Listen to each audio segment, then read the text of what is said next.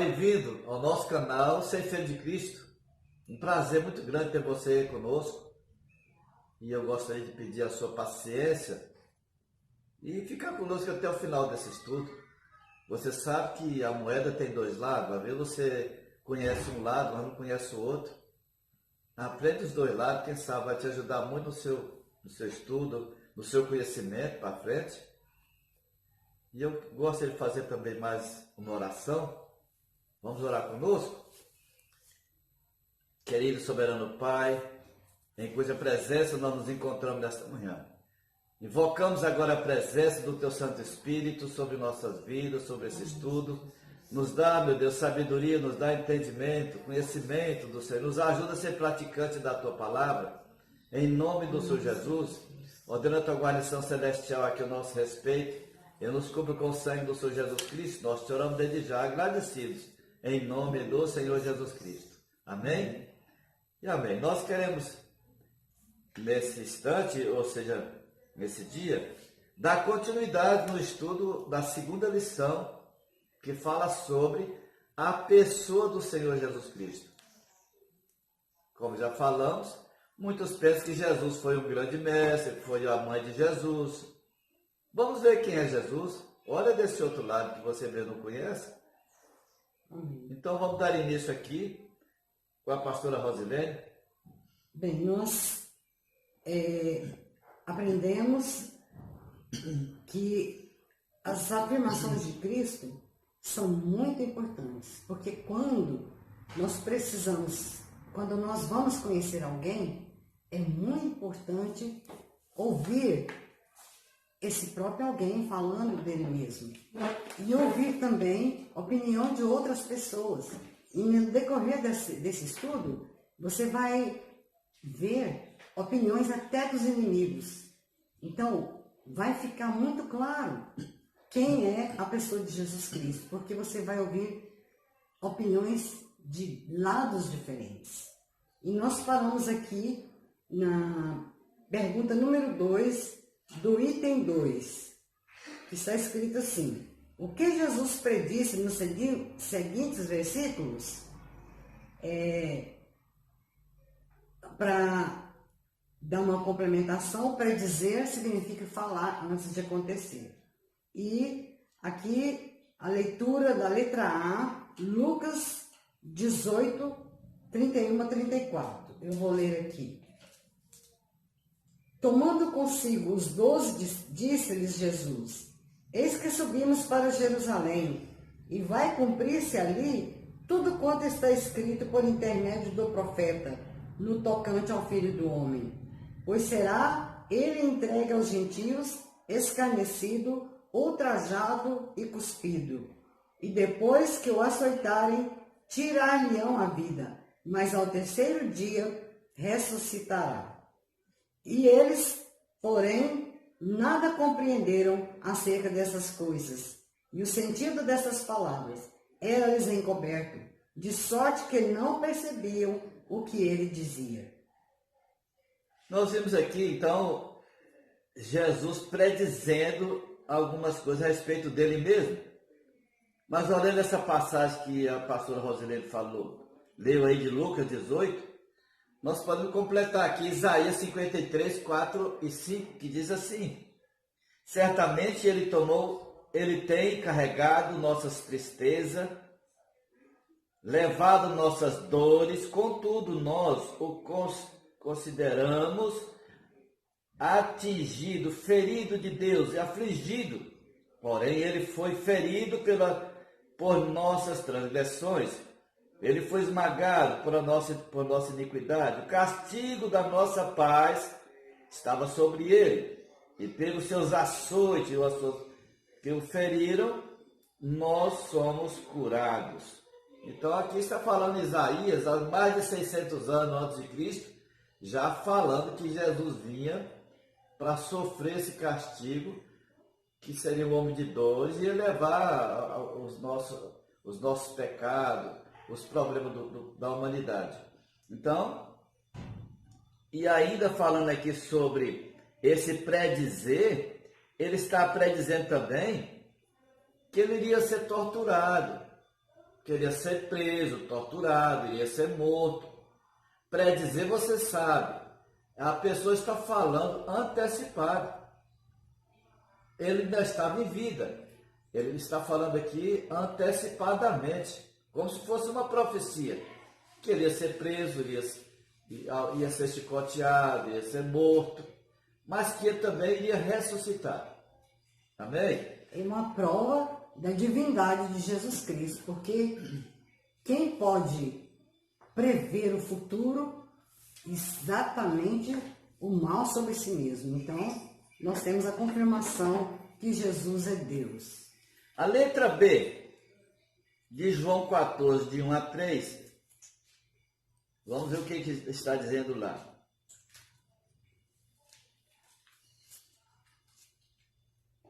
Não se turbe o vosso coração. Credes em Deus, crede também em mim. Na casa de meu pai há muitas moradas. Se assim não fora, eu vou teria dito, pois vou preparar-vos lugar. E quando eu for e vos preparar lugar, voltarei e vos receberei para mim mesmo, para que onde eu estou, estejais vós também. Você veja bem, pode verificar que nenhum dos fundadores de religiões falaram sobre esse assunto, que ele iria para junto de Deus, ou para o paraíso, ou ele iria lá para o céu, para o outro lado da vida, e voltaria para buscar o seu povo. Nenhum desses fundadores de religiões falaram sobre esse assunto. Mas Jesus falou que ele iria preparar lugar. Significa que lá tem muitas moradas. E ele mesmo falou que lá tinha muitas moradas. Que ele iria preparar lugar, mas voltaria para buscar o seu povo. O que isso significa? Que ele, como já falando na leitura anterior, que ele iria morrer, mas iria ressuscitar. E isso aconteceu. Você acha que Jesus ressuscitou, sim ou não? Sim. Sim, ele ressuscitou. Então essa primeira profecia cumpriu. Cumpriu na íntegra. Ele apareceu aos 12, a mais de 500. Ele apareceu. Apareceu a Paulo na estrada de Damasco. E a segunda profecia, que ele falou que iria preparar lugar e depois voltaria para buscar o seu povo. Cumpriu essa profecia? Ainda não. Ainda não. Mas sabemos que ela vai cumprir. Se cumpriu a primeira, é claro que a segunda também vai cumprir na íntegra. Amém. E você viu então que a Bíblia é poderosa, é verdadeira. Se cumpriu a primeira profecia, então nós temos essa esperança e essa confiança que a segunda profecia também vai cumprir. Amém? Vamos aqui para o item terceiro, que fala sobre opiniões dos contemporâneos de Cristo. Quem são essas pessoas contemporâneas? São as pessoas que conviveram com ele na mesma época. São pessoas da mesma época. Você que está me vendo aqui, ou nos vendo, vocês são os nossos contemporâneos. Vamos ver a opinião dessas pessoas. Primeiro vamos ver a opinião de Pilatos, aquele que mandou crucificar Jesus. Qual foi a opinião de Pilatos? Lá em Lucas 23, versículo 4. Qual foi a opinião de Pilatos? Olá, nos perdoe, nós mudamos de ambiente, porque houve um imprevisto, mas vamos continuar. Tudo bem. Vou ler aqui Lucas, capítulo 23, versículo 4. Disse Pilatos aos principais sacerdotes e multidões: não vejo neste homem crime algum. Então, qual foi a opinião de Pilatos? Ele não via crime nenhum em Jesus. Pilatos era um homem que entendia bem desse assunto de julgamento. da área judiciária, Da lei, né? da lei, ele entendia bem disso aí.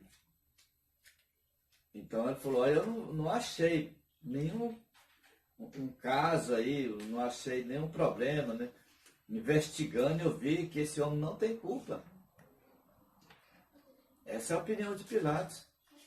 Vamos ver agora aqui o item 2, ou B, que fala sobre a opinião de Judas, aquele que traiu Jesus. Está aqui em Mateus 27, verso 4, diz assim, dizendo, eu pequei traindo sangue inocente. A opinião de Judas, então, qual foi? Que ele havia pecado traindo sangue inocente. Ou seja, ele também não achou culpa em Jesus. Ele era um dos apóstolos, estava com Jesus 24 horas, conhecia só Judas. Ele nunca pensava, talvez, a minha opinião, talvez ele pensava que Jesus era um homem bom, que ele podia pegar aquelas 30 moedas e comprar uma chacrinha, porque às vezes ele podia pensar, não, isso aí futuramente pode não dar em nada, e eu vou pegar essas 30 moedas, vou comprar um pedacinho de chão para mim, e eles não vão prender Jesus, porque Jesus é um homem poderoso, ele fez muito milagre, não vai fazer nada. Essa é a opinião, talvez ele pensava nisso. Eu nunca pensava que Jesus ia ser preso, ou que ele ia ser crucificado. E aí onde ele errou. Muitas vezes nós pensamos uma coisa de um jeito e ela cai de outro. Ele nunca pensou que estava traindo, talvez, eu penso, quem sabe, ele nunca pensava que estava fazendo mal, que Jesus iria ser morto. Quem sabe? Não sabe. É certo que aqui ele reconheceu que ele havia pecado, traindo a pessoa que era inocente. Então, na opinião de Judas, Jesus era inocente. E você? O que você acha? Jesus também era inocente? Ou era culpado que o sacerdote mandou crucificar ele? O sacerdote era o dono, era o que divulgava a lei. Mas a Bíblia está falando aqui dessa opinião desses dois que participaram da crucificação. Pilatos e Judas disseram que Jesus era inocente. Bom, recapitulando aqui, o item terceiro fala as opiniões dos contemporâneos de Cristo. E nós acabamos de ouvir a opinião dos inimigos, daqueles que viveram inimigos de Jesus na mesma época em que Jesus viveu. E agora, o item 2, nós vamos ouvir dos amigos. Como nós já dissemos, para você conhecer bem uma pessoa, você tem que ouvir falar sobre ele.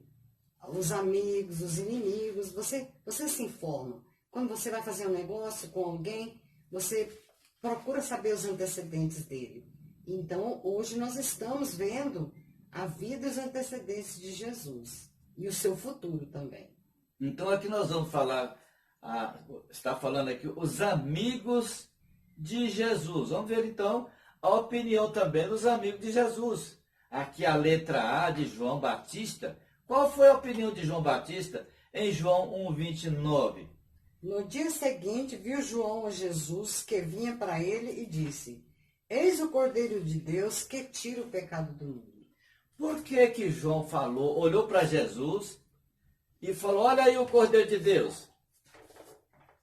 João não conhecia tão bem Jesus. Como que foi falar, eis o Cordeiro de Deus? Vamos ver aqui Êxodo, no capítulo de número 12. O que Êxodo está falando? O autor de Êxodo está falando aqui. Êxodo 12. E vamos ler o verso 2 em diante, diz assim: Este mês será para vocês o começo dos meses. Será o primeiro mês do ano para vocês. Falai a toda a congregação de Israel, dizendo: no 10º dia deste mês, tomará cada homem para si um cordeiro, segundo a casa de seus pais. Um cordeiro para cada casa. Vamos mais para frente um pouquinho. Eu vou dispensar aqui alguns versículos para nós andar mais rápido. Depois você pode ler todo. Item 5 diz assim, o verso 5 diz assim, vosso cordeiro será sem defeito, um macho de 1 ano. Vocês o tomareis das ovelhas ou das cabras. Vamos ao verso 7. Aqui está mostrando aqui que esse cordeiro, vou ler o 6. E o guardareis até o 14º dia do mês. E toda a assembléia da congregação de Israel o matará à tarde. E tomarão do sangue e o colocarão nas 2 ombreiras e na verga da porta das casas em que o comerem. E comerão a carne naquela noite assada no fogo, e pão sem fermento, e com ervas amargas o comerão. Vamos pular alguns versículos para frente. Diz aqui, no verso 11, assim comereis com vossos lombos cingidos, vossas sandálias nos vossos pés, o vosso cajado na mão, o comereis com pressa. É a Páscoa do Senhor. Porque passarei por toda a terra do Egito nesta noite, e ferirei todos os primogênitos na terra do Egito, tanto do homem como do animal. Contra todos os deuses do Egito executarei o juízo. Eu sou o Senhor. E o sangue vos será um sinal sobre as casas em que estiver. E quando eu vir o sangue, passarei sobre vocês, e a praga não estará sobre vocês para vos destruir, quando eu ferir a terra do Egito. E este dia vos será por memorial, e fareis dele uma festa ao Senhor por todas as vossas gerações, farei dele uma festa por ordenança eterna. Vamos ver aqui mais à frente. Diz assim no verso 18: no primeiro mês do 14º dia do mês, à tarde, comereis pão sem fermento, até o 21º dia do mês, à tarde. Vamos ver mais à frente.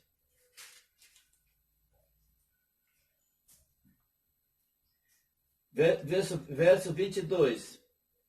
Aliás, 21.